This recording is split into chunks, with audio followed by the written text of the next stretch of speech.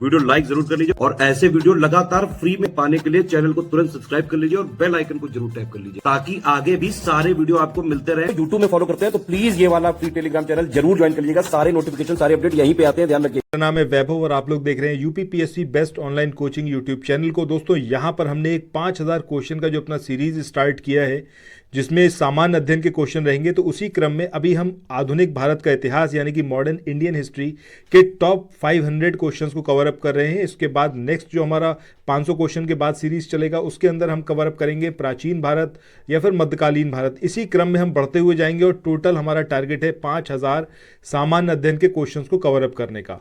सो अगर आपने अभी तक इस सीरीज को फॉलो करना स्टार्ट नहीं किया है तो सबसे पहला काम करिए, चैनल को सब्सक्राइब करिए और इन वीडियोस को कंटिन्यूटी में देखिए। प्लेलिस्ट में जाइए, प्रीवियस वीडियोस वहां पर देखिए, जितने भी क्वेश्चंस आपसे पूछे जाएं हर एक वीडियो में उसका आंसर जरूर करिए। सो आइए दोस्तों स्टार्ट करते हैं आज के अपने सेशन को।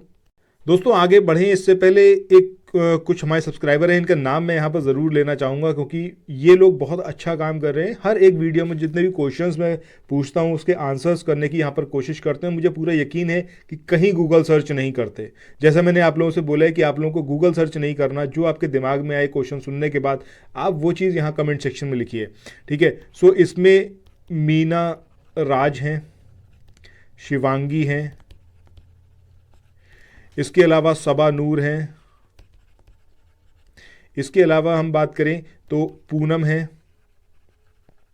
ठीक है, एक पूजा है, इसके अलावा एक नाम मैं और मिस कर रहा हूँ, एक यूज़र करके हमारे सब्सक्राइबर हैं, ठीक है।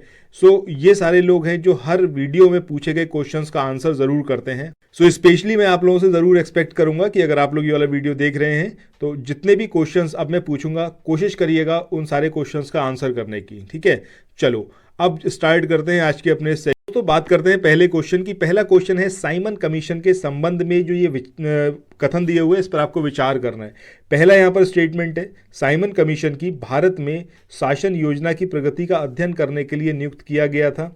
दूसरा स्टेटमेंट है, ऐसे आयोग की नियुक्ति का प्रावधान 1909 के सुधारों में था। तीसरा यहाँ पर स्टेटमेंट है, आयोग को ब्रिटिश सरकार से सिफारिश करनी थी कि क्या भारत आगे के संवैधानिक सुधारों के लिए तैयार है और अगर है तो किन लाइनों के साथ।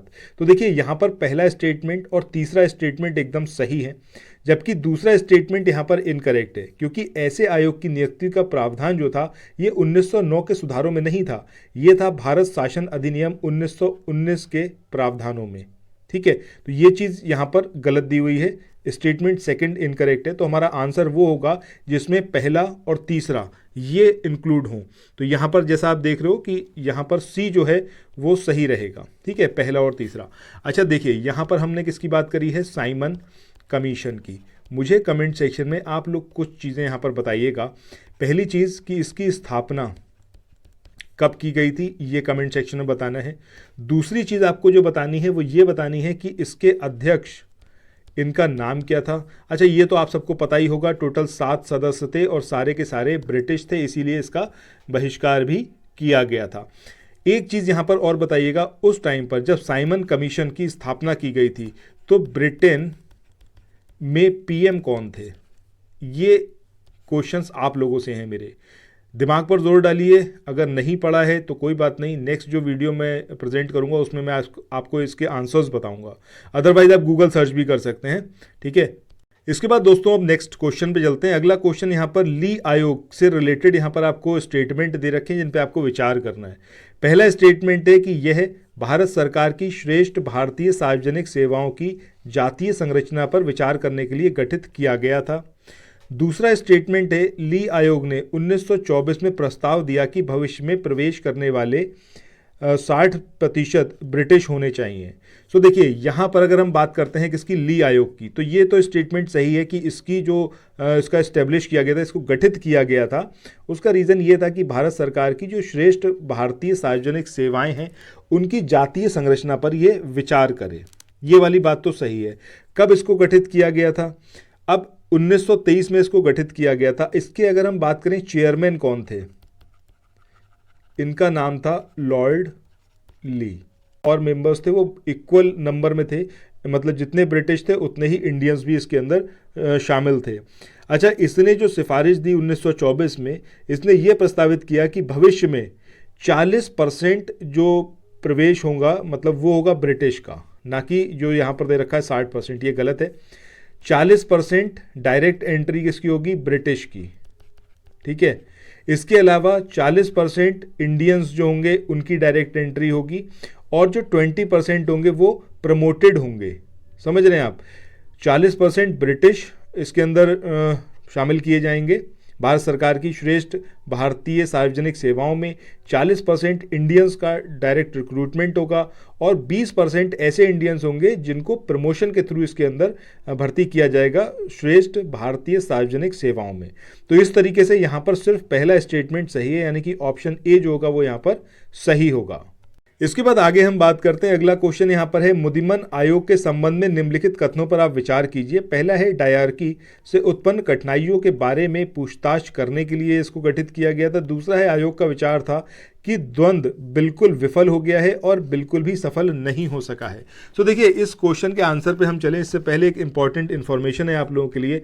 अगर आप लोग उत्तर प्रदेश पीसीएस की तैयारी कर रहे हैं, आरओ की तैयारी कर रहे हैं, बीईओ की तैयारी कर रहे हैं, तो इसकी कंप्लीट तैयारी करने के लिए आप स्टडी फॉर सिविल सर्विसेज को आप ज्वाइन कर सकते हैं। वन स्टॉप डेस्टिनेशन है, सब कुछ आपको यहीं पर मिलेगा।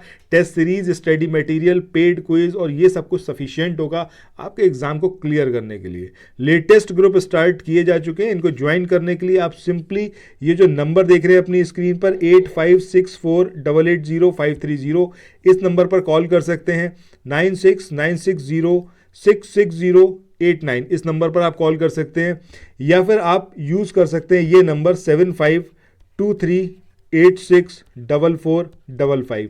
इन तीनों में से किसी भी नंबर पर कॉल करके आप संपर्क कर सकते हैं और लेटेस्ट ग्रुप में एंट्री ले सकते हैं।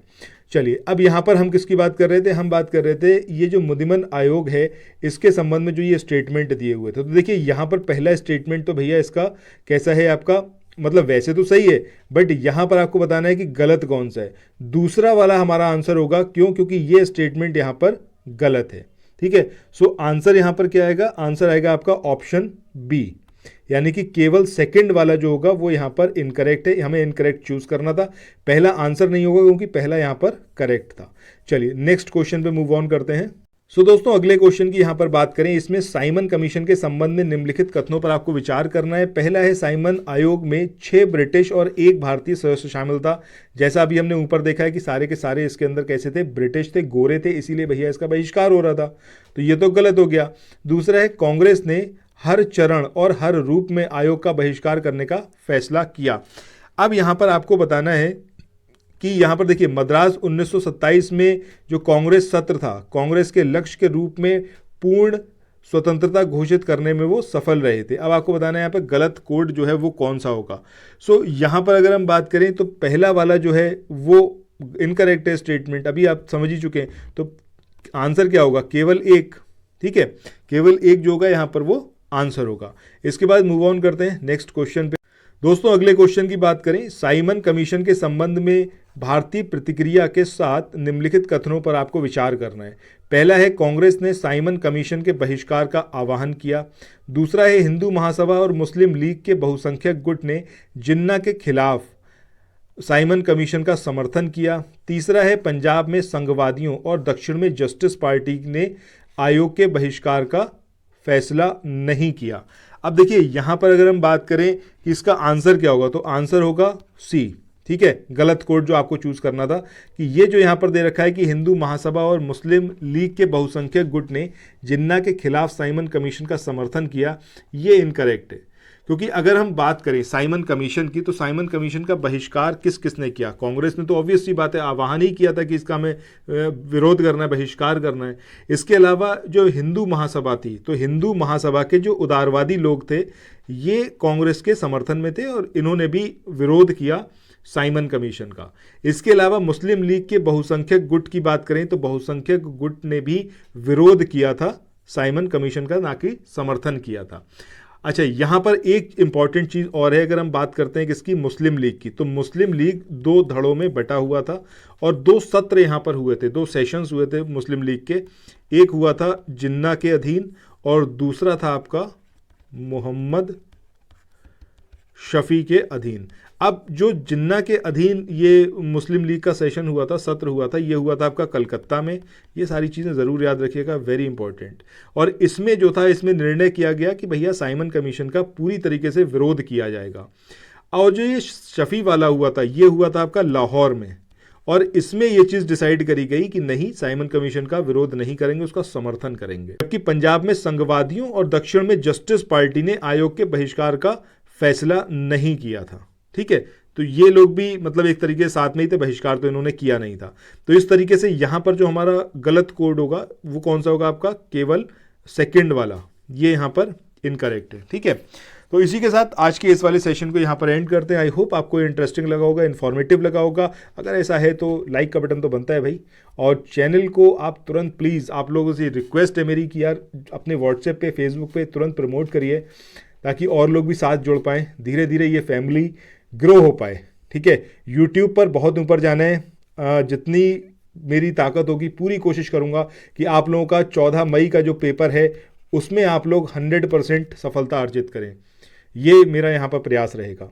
बाकी आप लोगों का साथ मुझे ज़रूर चाहिए। इस वीडियो को, जैसा भी आपको एक चीज़ लगी हो इस वीडियो के बारे में, कमेंट सेक्शन में बताइएगा, शेयर ज़रूर करिएगा। ठीक है, और लाइक का बटन ज़रूर प्रेस करिएगा अगर पसंद आया है तो। Thank you so much.